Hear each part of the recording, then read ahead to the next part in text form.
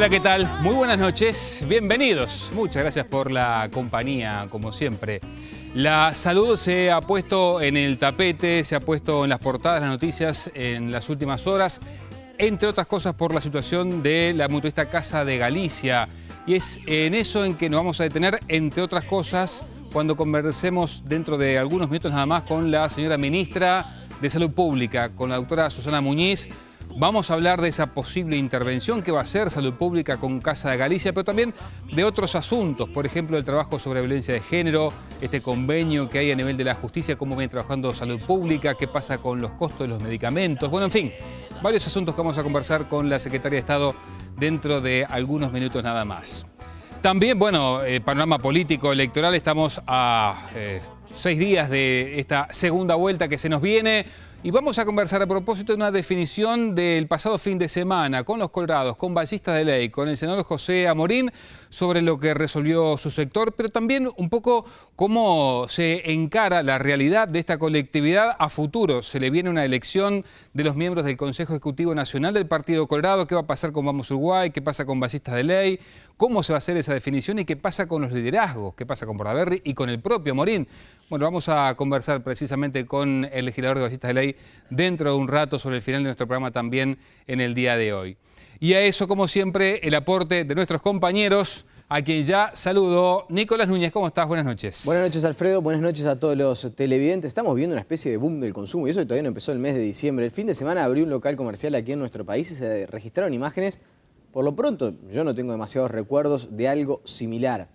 ¿Qué pasa con las compras de ropa por internet? ¿Será alguno de los temas que vamos a conversar con una de las asesoras de la Cámara de Comercio, con la economista Ana Laura Fernández? Bien, se abrió, sí, efectivamente un comercio, en un establecimiento comercial, colas y durante varias horas para poder ingresar. Lo vamos a conversar con la representante de la Cámara dentro de algunos minutos también.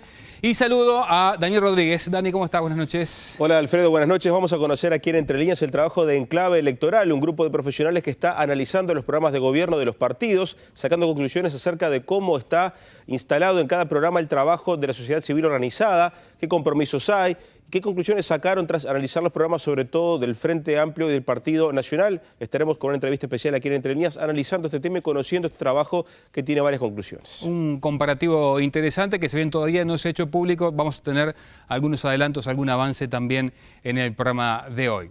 Así está el menú y es por eso que ya, si me acompañan con muchísimo gusto, vamos a recibir a la señora ministra de Salud Pública. Doctora Muñiz, ¿cómo le va? Buenas noches, gracias por acompañarnos. Buenas noches, la verdad que un gusto estar con ustedes. Bueno, muchas gracias. Bueno, jornadas ajetreadas tal vez para Salud Pública.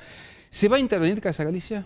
Bueno, no está planteado para nada. Ustedes saben que la situación, en realidad, el Ministerio de Salud Pública viene trabajando hace bastante tiempo. De hecho, justamente... ¿No es algo que le sorprendiera la situación de Casa Galicia? No, para nada, al contrario. Es el propio Ministerio de Salud Pública quien sugiere a Casa de Galicia la contratación de una consultora. En ese caso, bueno, la consultora al final elegida fue CPA Ferrer y por lo tanto nosotros venimos monitoreando y hasta precipitando que las medidas se tomen lo antes posible.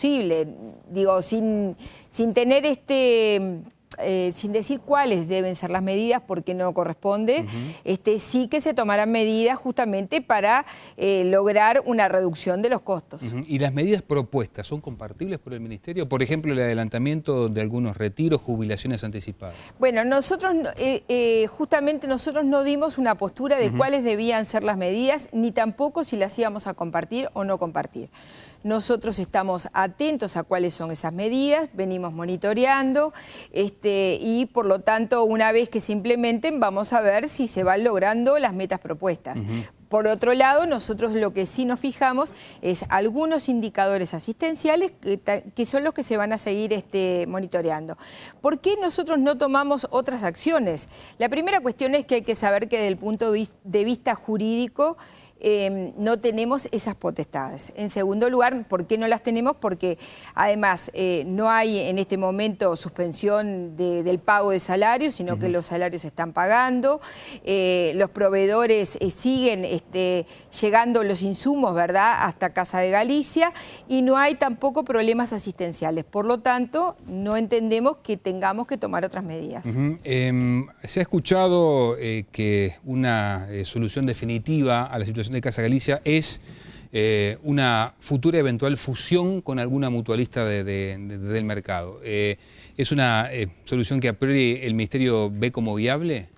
¿Es una alternativa? Bueno, como alternativa existe, pero también existe en este momento que hay un consejo directivo en Casa de Galicia que tomó las riendas del asunto, que no las había tomado hasta hace un tiempo, que esa era otra preocupación, sino que habían unos pocos miembros de la directiva que eran los que estaban a cargo. Por lo tanto, nosotros pedimos una reunión con todo el consejo directivo y los hicimos responsables a todos. Por lo tanto, en la medida de que todos se hayan hecho responsables de esta situación y vayan mostrando cuáles son los indicadores que se han propuesto y vayan alcanzando las metas, habrá que ver. ¿No va a aceptarse por parte del gobierno una rebaja salarial, como por ejemplo se ha mencionado? Bueno, claro, eso fue lo que justamente dijo el Ministerio de Trabajo y Seguridad Social. Tampoco nos plantearon a nosotros una rebaja de salarios. ¿Le preocupa al Ministerio que se pueda dar, ministra, cuando llegue el momento de la mal llamada apertura del Corralito en febrero, una escapada, una estampida importante de afiliados de Casa de Galicia hacia otro centro asistencial? Bueno, ese es uno de los escenarios, obviamente, que compartimos con ellos, se los planteamos. Ellos plantearon que, bueno, cuáles iban a ser las estrategias frente a esta apertura del Corralito, ¿verdad? Mal llamada apertura del Corralito. Y bueno, por lo tanto, ahí va a haber que diseñar diferentes escenarios, de acuerdo si hay pérdida de afiliados o no la hay. Hasta el momento nosotros no hemos tenido en el Ministerio un número importante de personas que manifiesten que se quieren salir de Casa de Galicia. Y justamente yo creo que el tema de que se mantiene la calidad de asistencia es uno de los parámetros justamente que ha hecho que eso no haya una corrida, ¿verdad? Una alternativa sería, doctora, tal vez la imposibilidad para esos afiliados de moverse del circuito de las mutualistas en febrero. Es decir, que se abra para el resto, pero no para los afiliados de Casa de Galicia. No está planteado para nada, no. De todas maneras, es un elemento que lo están evaluando como tal vez preocupante. Claro, exactamente, porque ahí ellos plantean un escenario en la cual prevén algunos que se podrían ir algunos como se han ido años anteriores, pero no una pérdida masiva de afiliados. La viabilidad de Casa de Galicia no depende de lo que pueda pasar en febrero. Bueno, depende en parte, ese es uno de los aspectos a considerar, no es el único, no es el único. ¿Y cuánto tiempo de análisis dará el Ministerio con esta perspectiva que está tomando la Secretaría de Estado del control de la asistencia por un lado, pero que en definitiva se llegue a una solución definitiva? Bueno, ellos tienen un plan, ¿verdad?, que con una primera etapa hasta junio, julio, agosto del 2015 y una segunda etapa hasta el 2016. Lo que nosotros vamos a ir midiendo mes a mes y se van cumpliendo los objetivos y en caso de que no sea así, obviamente los vamos a convocar. Obviamente que el Ministerio tiene, así como de Casa Galicia, datos de, obviamente, todas las mutualistas. ¿Hay situaciones parecidas a de Casa de Galicia en el ámbito privado? No, con este déficit, con esta dimensión del déficit, no. Con déficit sí hay. Ustedes saben que en realidad la mayor parte de las mutualistas que inclusive ingresan al Sistema Nacional Integrado de Salud tenían mucho déficit y que casi todas fueron de alguna forma balanceando sus cuentas.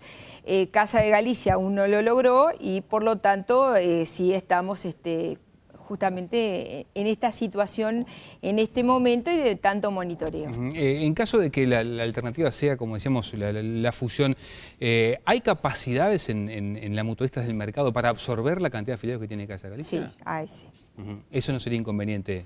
No, además no estamos en la situación que se daba, por ejemplo, en el año 2002, 2003, 2004, inclusive en los 90. Estamos en una situación hoy de un mercado bastante diferente, si se quiere, en el ámbito de la salud, con prestadores viables financieramente, con una situación de sostenibilidad, ¿verdad?, del sistema. Por lo tanto, no estamos en esa situación. Bien, dejo el tema Casa Galicia. Le quiero preguntar por otros asuntos, ministra. Estamos viviendo jornadas especiales esta semana. semana de violencia contra la mujer y el género.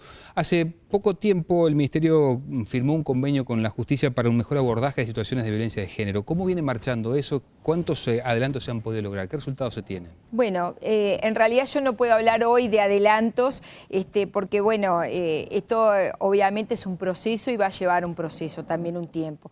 Yo lo que sí creo que en realidad esta plurinstitucionalidad, porque acá hablamos del convenio con el Poder Judicial, pero en realidad nosotros venimos ya trabajando hace tiempo, ustedes saben, con Mides, con la Intendencia Municipal de Montevideo, con los prestadores, con el Ministerio del Interior. En realidad entramos en una lógica de un abordaje multidisciplinario y por lo tanto en realidad esto nos viene dando resultados. Ustedes saben, por ejemplo, lo que sí se ha demostrado, este abordaje en conjunto con el Ministerio del Interior realmente ha podido salvar vidas.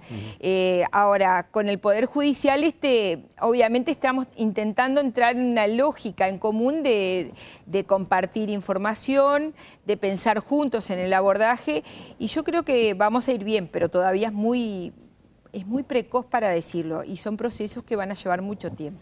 Bien, le consulto sobre medicamentos. Varias preguntas a propósito. Bueno, entre otras cosas de este proyecto de ley de medicamentos, lo que se pretende es evitar la concentración de farmacias.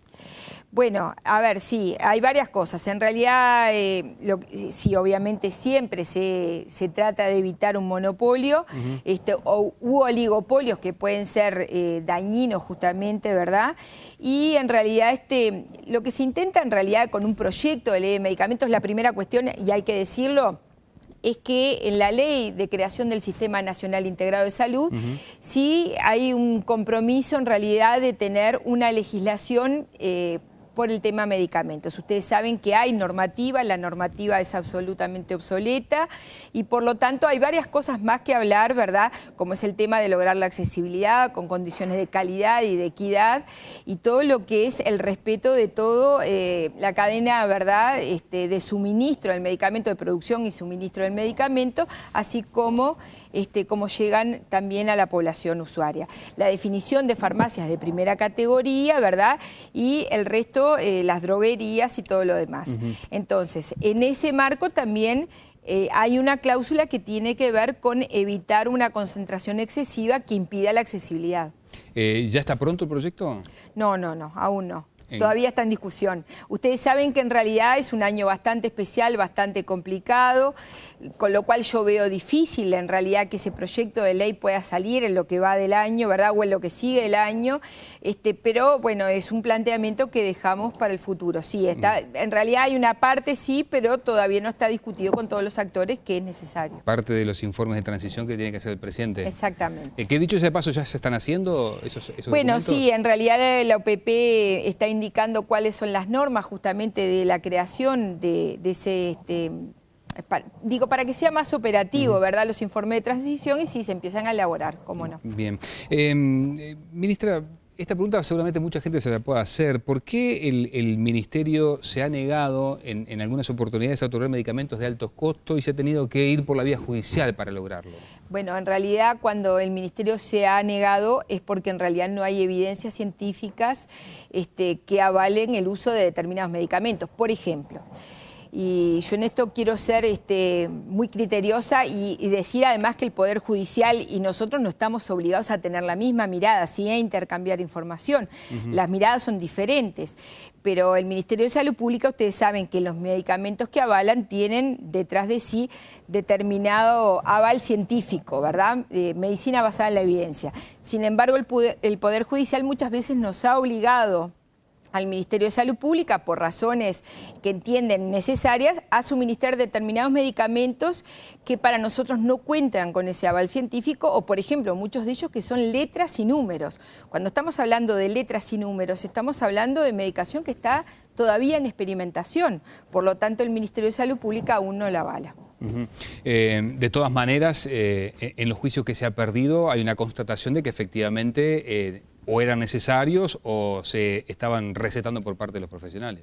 Se estaban recetando por parte de los profesionales, no quiere decir necesariamente que sean medicación, yo diría no del todo necesaria. ¿Por qué en algunos casos los medicamentos tienen un tan alto costo? Bueno, justamente, ustedes saben que hay todo un tema del registro, de las patentes, de aquella medicación, es bastante complejo, ¿verdad? Ustedes saben que cuando un laboratorio patenta durante algunos años, tiene el derecho de solamente comercializarlo ese laboratorio mientras es el que suministra en forma monopólica, genera un muy alto costo. En realidad hay temas bastante complejos en el tema de los medicamentos. No así en los medicamentos considerados esenciales, ¿verdad? Los medicamentos esenciales, a esta altura obviamente las patentes son compartidas, lo fabrican varios laboratorios y por lo tanto no que la patente sea compartida, sino que lo pueden fabricar varios laboratorios y el precio desciende muchísimo. Una voracidad de los laboratorios en este caso, básicamente, amparados en la patente. Ustedes saben que son multinacionales sumamente poderosas, sí. A propósito de costos, usted ha reclamado por los precios a nivel de la región del HPV y también se le reclamaba, ministra, además de que se haga valer esto de los precios, los números de los niveles de vacunación de HPV. Los ginecólogos están reclamando eso. ¿El Ministerio lo va a dar públicamente?